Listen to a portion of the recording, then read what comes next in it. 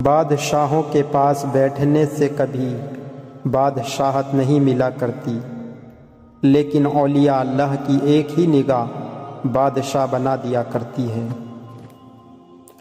نماز کو مت چھوڑنا، زندگی کی ساری برکت اسی میں ہے۔ اپنی نظر کی حفاظت کرنا، گناہ کی بنیاد یہاں سے شروع ہوتی ہے۔ اگر کبھی ایسا لگے کہ تم تھک چکے ہو اور دعا مانگنا بھی مشکل لگے تو اللہ کے سامنے صرف ہاتھ پھیلا لیا کرو۔ تمہارے پھیلے ہاتھ اس بات کا ثبوت ہے کہ تم رب کائنات کے محتاج ہو، اور بے شک میرا رب تو خاموشیوں کو بھی سن لیتا ہے۔ اللہ جب توبہ قبول کرتا ہے تو وجود کی غلاظت کو نہیں دیکھتا، بلکہ آنسوؤں کی پاکیزگی کو دیکھتا ہے۔ اللہ تعالیٰ دل کی سچائی اور جانتا ہے، اور صرف الفاظ کو نہیں بلکہ خاموشی کو بھی سمجھتا ہے۔ قیامت آ سکتی ہے، آسمان نیچے آ سکتا ہے اور زمین اوپر جا سکتی ہے، لیکن محمد صلی اللہ علیہ وسلم کے بعد نیا نبی نہیں آ سکتا، یہ ہمارا ایمان ہے۔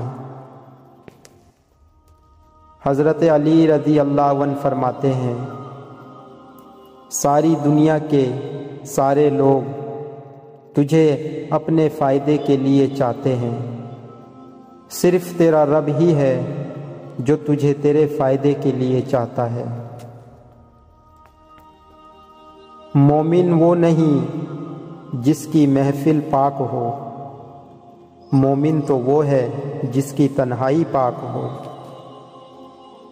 اللہ کہتا ہے، کسی کو تکلیف دے کر مجھ سے اپنی خوشی کی دعا مت کرنا، لیکن اگر کسی کو ایک پل کی خوشی دیتے ہو تو اپنی تکلیف کی فکر مت کرنا۔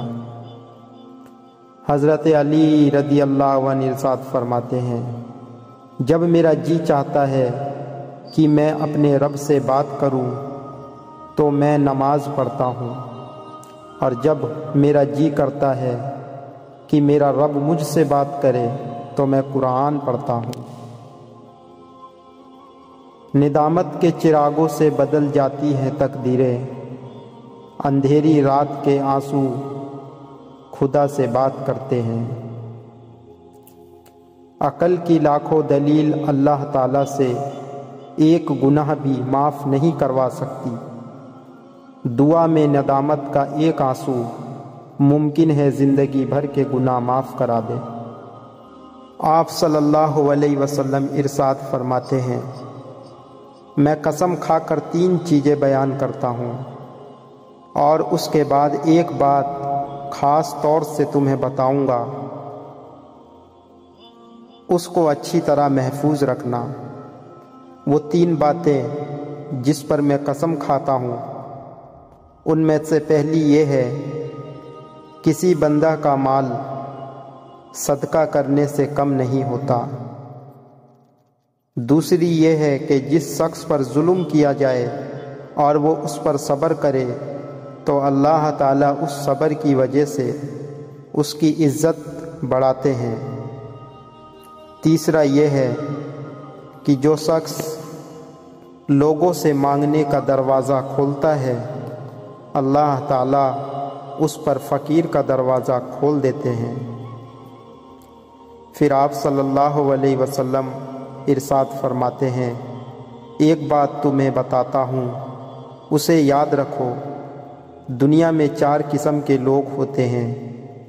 ایک وہ شخص جس کو اللہ تعالیٰ نے مال اور علم عطا فرمایا ہو، وہ اپنے علم کی وجہ سے اپنے مال کے بارے میں اللہ تعالیٰ سے ڈرتا ہے کہ اس کی مرضی کے خلاف خرچ نہیں کرتا، بلکہ صلہ رحمی صلہ رحمی میں خرچ کرتا ہے اور یہ بھی جانتا ہے کہ اس مال میں اللہ تعالیٰ کا حق ہے، اس لیے مال نیک کاموں میں خرچ کرتا ہے، یہ شخص قیامت میں سب سے بہترین درجوں میں ہوگا۔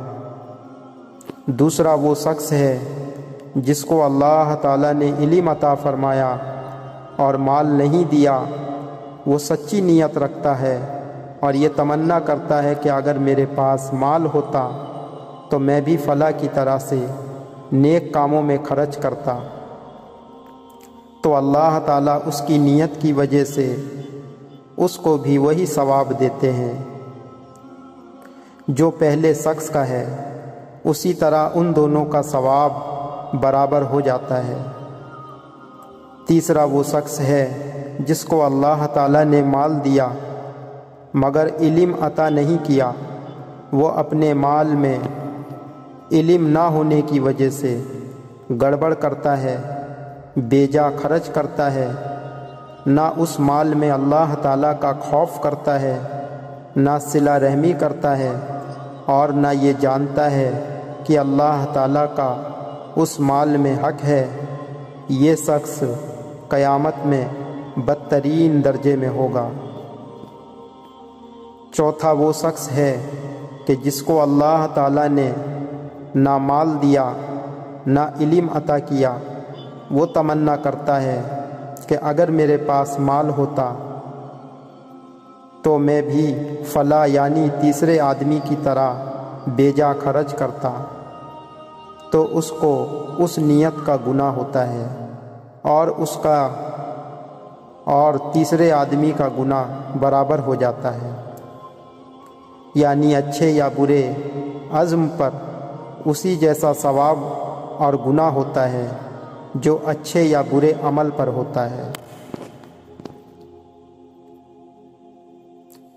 آپ صلی اللہ علیہ وسلم ارشاد فرماتے ہیں، اعمال میں سے صرف اسی عمل کو قبول فرماتے ہیں جو خالص انہی کے لیے ہو اور اس میں صرف اللہ تعالیٰ ہی کی خوشنودی مقصود ہو۔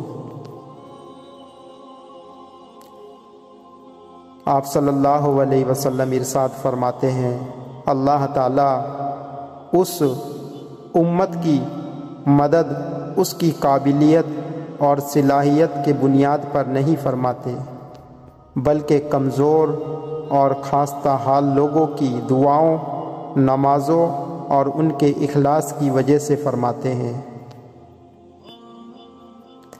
آپ صلی اللہ علیہ وسلم ارشاد فرماتے ہیں، جو شخص سونے کے لیے اپنے بستر پر آئے اور اس کی نیت یہ ہو کہ رات کو اٹھ کر تہجد پڑھوں گا، پھر نیند کا ایسا غلبہ ہو جائے کہ صبح ہی آنکھ کھلے، تو اس کے لیے تہجد کا ثواب لکھ دیا جاتا ہے اور اس کا سونا اس کے رب کی طرف سے اس کے لیے عطیہ ہوتا ہے۔